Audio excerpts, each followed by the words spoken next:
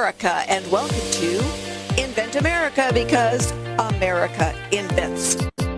This episode of Invent America is brought to you by America's Inventor Lady and Home Talk USA.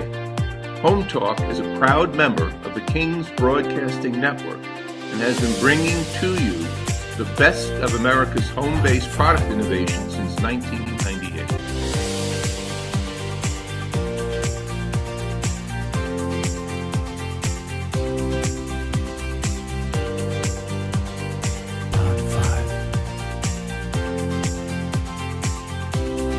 This segment of Invent America is brought to you by the law offices of R.P. Baraska. RPB law offices have been bringing corporate-level legal expertise to the independent inventor community for more than 20 years. For all your inventing legal needs, trust rpblawoffices.com.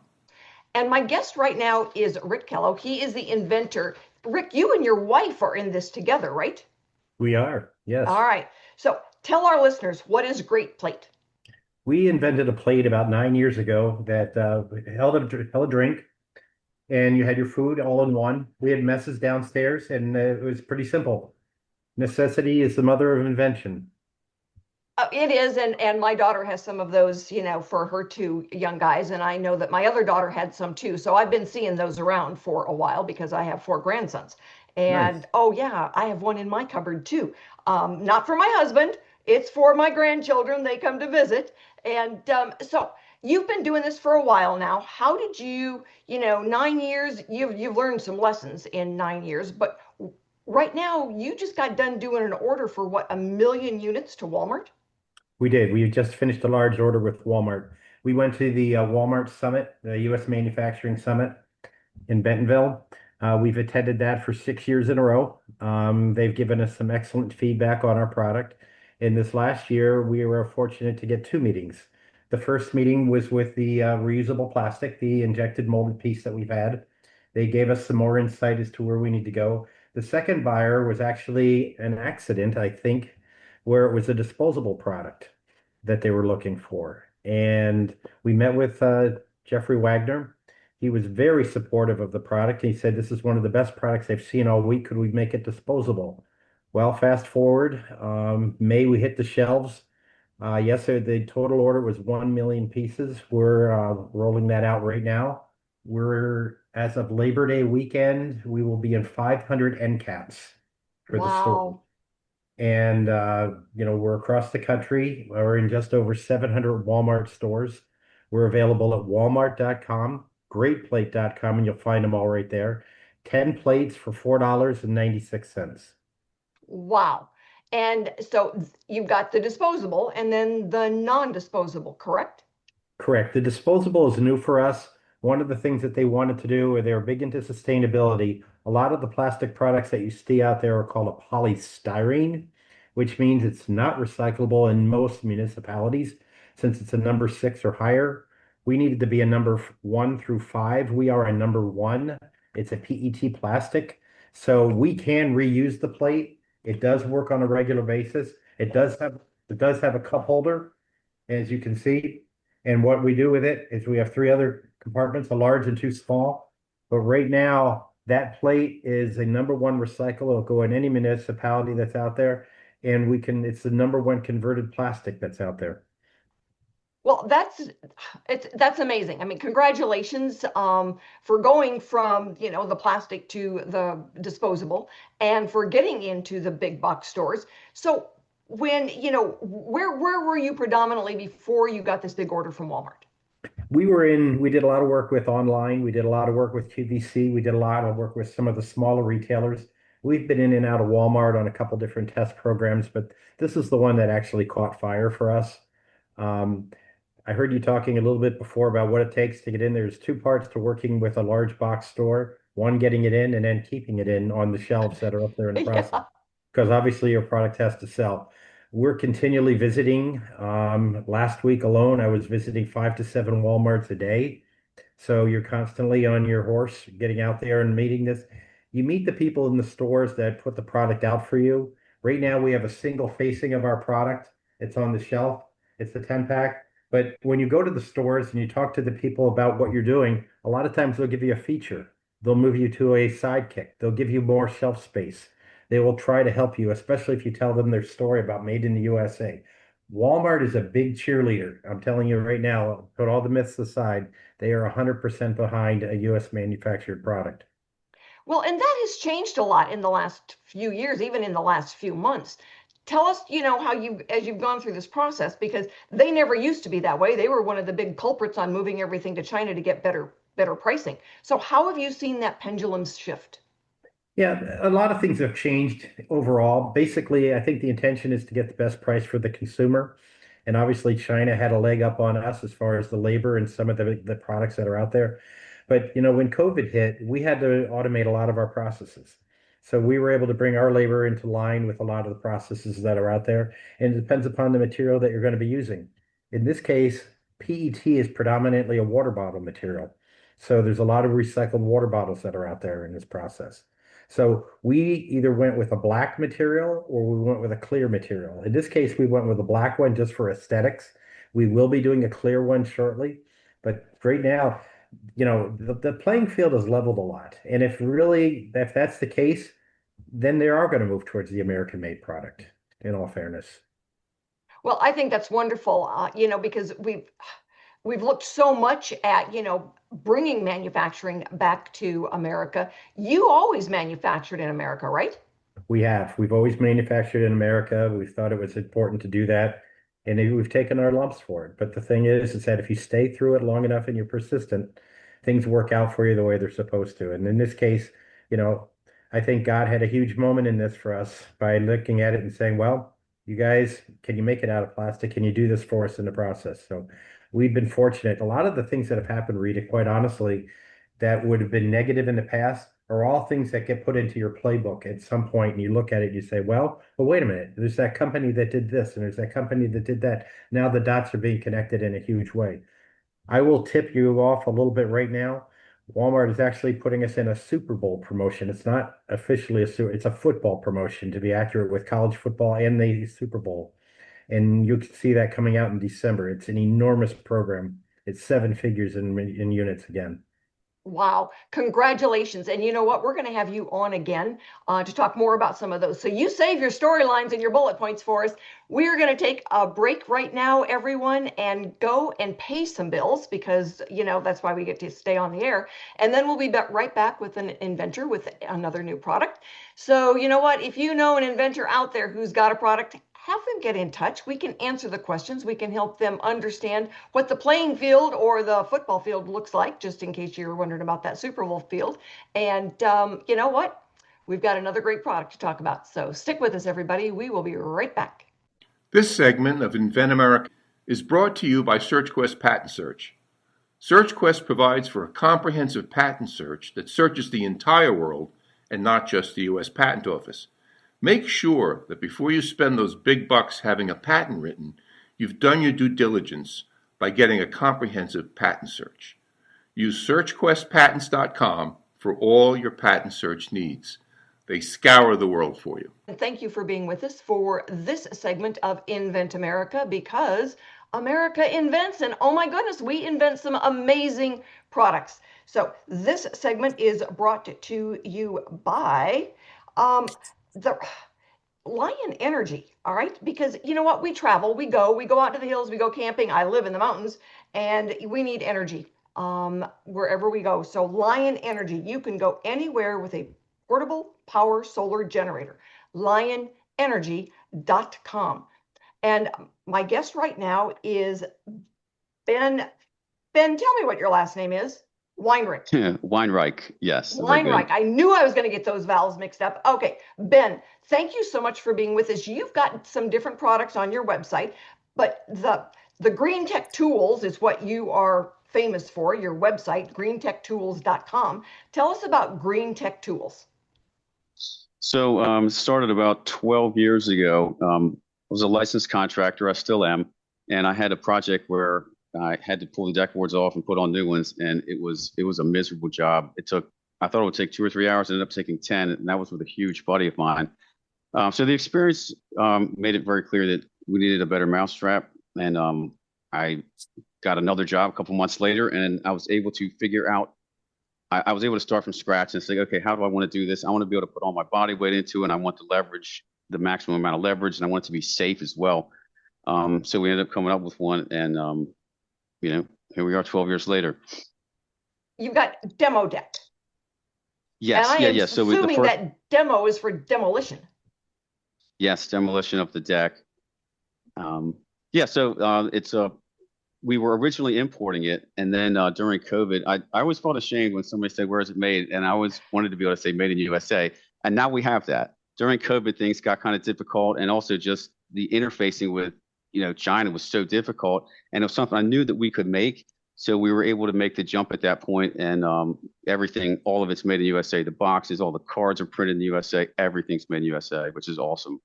Well, congratulations. We are proud of you for making that jump back. So how, you said you sell in Menards, which is an upper, kind of northern tier chain of stores, kind of like a small version of Home Depot, correct? Yes. All right. How'd you get in there? I walked into one of them one day some years ago, and the place was enormous. There's none of them in Maryland. And it just seemed like they had everything. I said, man, we got to figure out if we can get on the shelf, or what can we do here? The hardware manager is named John Jastro. So we looked him up, we sent him samples, and we had to keep on it for a while. We went up and met with him, and then we just had to keep on going. And keep on keeping on, right? Yeah, just never give up. And eventually he said, okay, yeah, sure, we'll put you online. So that's where we are now. We sold pretty good on Menards, and we're available on Walmart and Amazon as well. So how do you get the word out? How do you do your marketing? So we do pay for some Amazon marketing and through Walmart as well. We've got some different influencers from Instagram that we use and do some partnerships with. Next year, we're actually going to go to the the home builder show. We expect to pick up that's where we get a lot of accounts, where people are actually ready to buy on the spot, and we can send them a tool stand or whatever.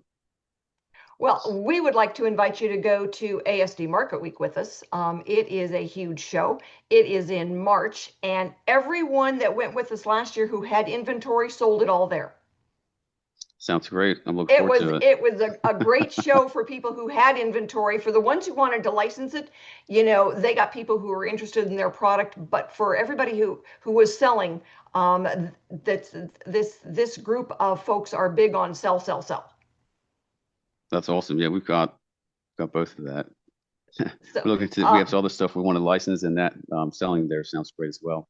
Yes, and that's one of the things that I help inventors do is license. And Michael Miller, who's coming up as our industry expert, we had licensed product that got into the Home Depots and Lowe's in North America because of him. And so he is a great contact to have. But we've also got gentlemen, and I do think that I sent you a contact for a gentleman that does the e-commerce for Lowe's and Home Depot.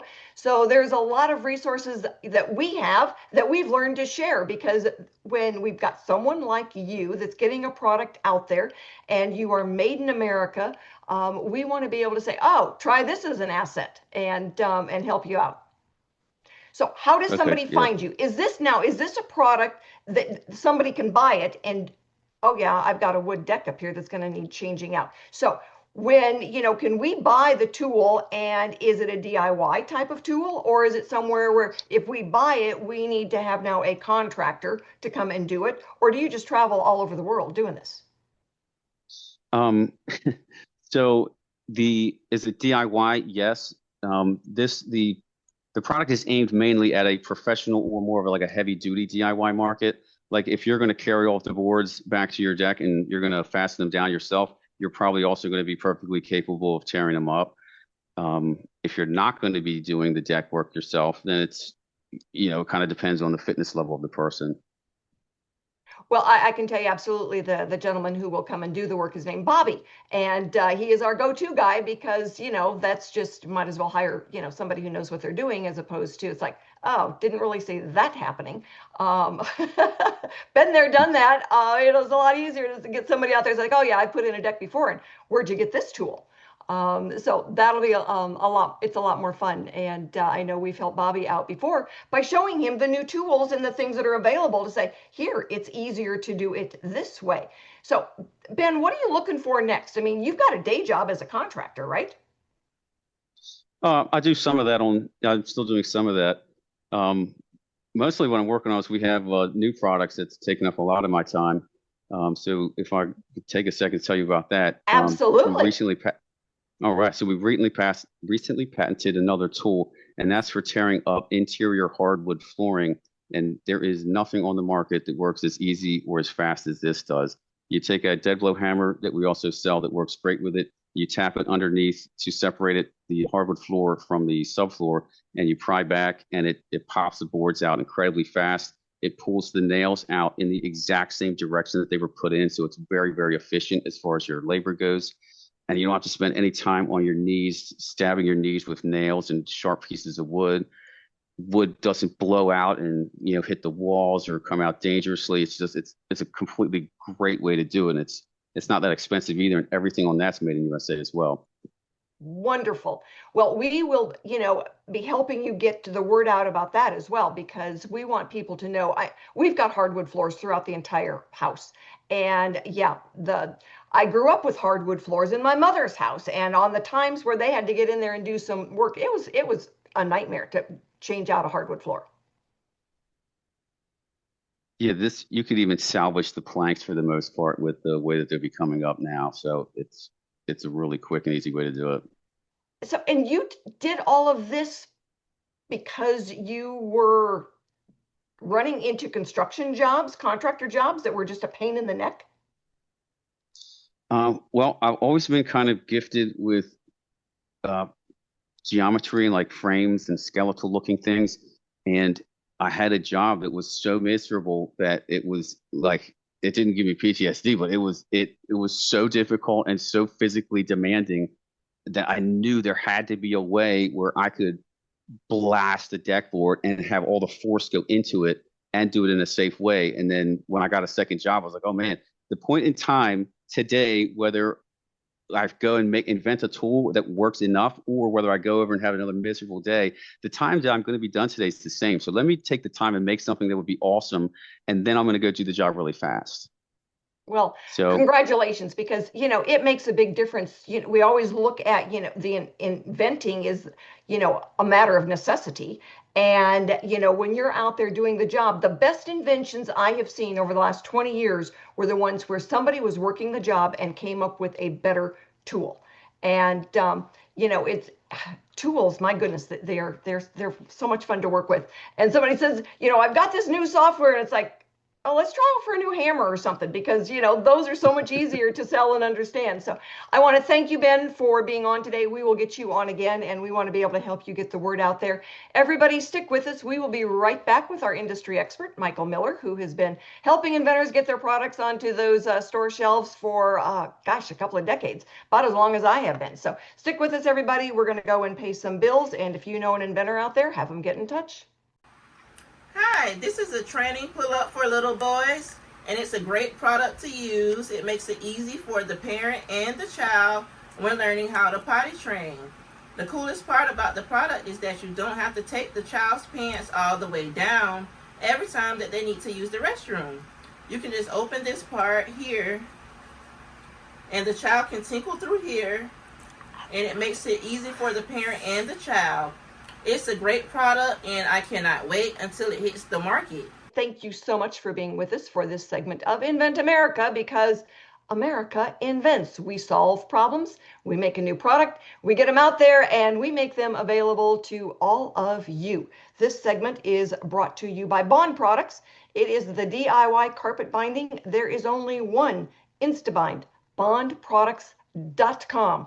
Michael Miller, our industry expert problem solver. You know what? Thanks for being with us. It's been a while since I've seen you. Yeah, no, it's great to be back on. So, you dealt with the Home Depot and Lowe's and a lot of other places. How would an inventor, an independent inventor, get into a big box store or a chain, a large chain like a Menards, Ace, True Value, whatever? And what are the ups and the downs? What do they have to be careful of? Absolutely. I would say number one is that you need to make sure that you have your pitch ready. You don't want to blow it.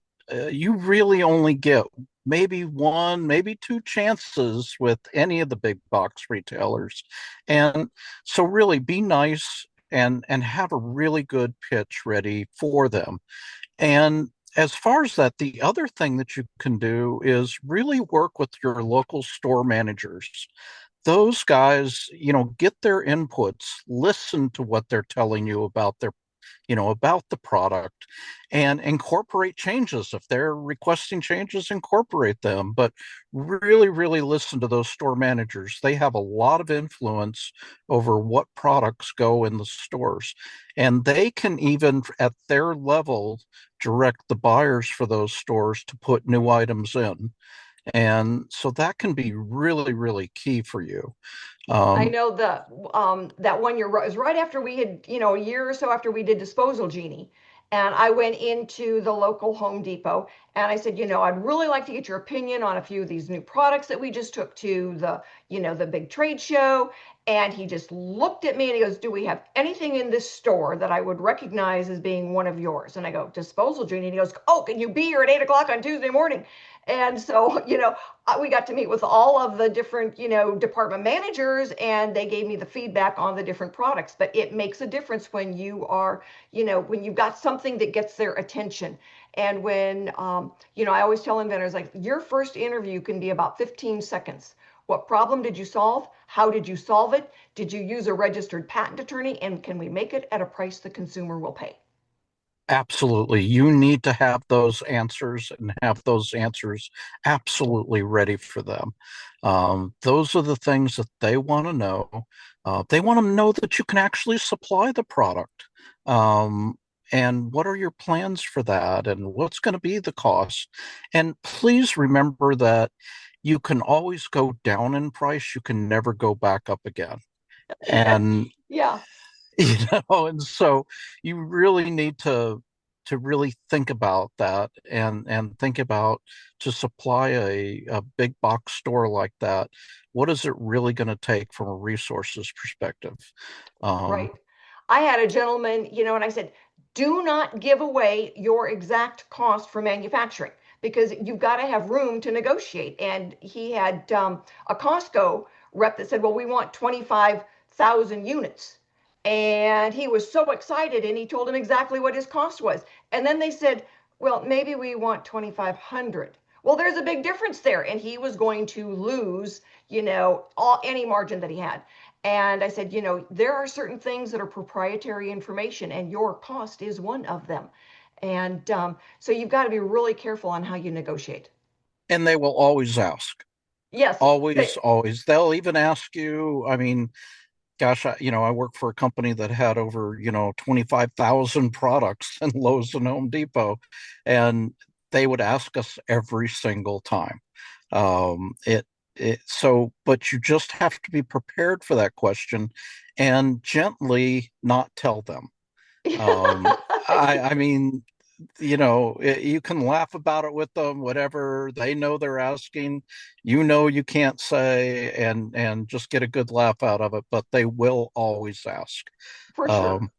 Um, but yeah, I would just say for the other thing, you can always help them by looking for slow moving products in the store. And you get that information from the associates that work in the store. Talk to them, be on a first name basis with them, the people that run that department, and they will tell you what's not selling. And that's a great thing to add in your pitch to let them know, hey, you know, this product of mine, it works so much better. It does such, good things. And there's these couple products here that I know are not working well for you, and they like knowing that you're getting intel, that you're really thinking this through for them, because quite honestly, it saves them a lot of work. Yeah. Because all they have to do is they can pull it right up on their computer right there, and they'll go, "Yeah, you're right. Maybe that Well, would and be a like, good fit." yeah, and like Rick with Great Plates, he had done a lot of work. He had been selling for years, so he had the traction to go to. And that makes a difference as well when you've got the traction and you can go back and you can look at past sales and say, here's where we are with this. Like you said, the intel is really important because, they're not going to take a risk on get one product. And that was all Rick had when he ended up doing that, was one product line. And it's, they're not going to take a risk unless they've got some pretty good intel on their part too. Yep, and I don't know if he remembers or not, but I met him at his very first trade show. Oh, wow. When they first came out with that product. I actually have one of the prototypes that he had there at the show that I still have. But yeah, just a really, really great product. But it also shows you sometimes you have to have some perseverance on these things, and just know that you have a solution that will work. And you can see, like with him, the different iterations that he had to go through on where he had it manufactured, how he had it designed, what materials he used. Those are all things you need to just keep in mind and keep on iterating over the years. So, well, Michael, thank you so much for being with us today. We have to wrap it up, and we will be back, everyone. We will be back next week with more guests and another topic for Invent America. Thanks, everyone, for joining us today. We will be back next week with more stories on getting products from mind to market. We will have new inventors and industry experts. So join us and have a wonderful week.